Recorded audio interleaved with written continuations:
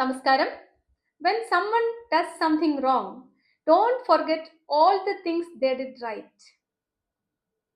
നിങ്ങളോട് ഒരാൾ തെറ്റ് ചെയ്യുമ്പോൾ അതിനു മുൻപ് അയാൾ ചെയ്ത എല്ലാ നല്ല കാര്യങ്ങളെയും മറന്നു പോകാതിരിക്കുക. പലപ്പോഴും ബന്ധങ്ങളിലെ വിള്ളൽ ഉണ്ടാവുന്നത് ഇങ്ങനെയാണ്. നമ്മളോടൊരാൾ തെറ്റ് ചെയ്യുമ്പോൾ മുൻപ് ചെയ്ത എല്ലാ നല്ല കാര്യങ്ങളും നമ്മൾ മറന്ന് ആ തെറ്റിനെ മാത്രം ഓർത്തുകൊണ്ടിരിക്കും.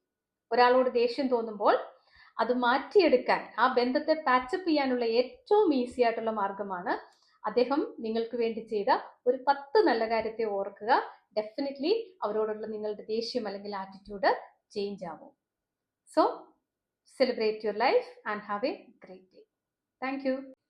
നമസ്കാരം. When someone does something wrong, don't forget all the things they did right. നിങ്ങളോട് ഒരാൾ തെറ്റ്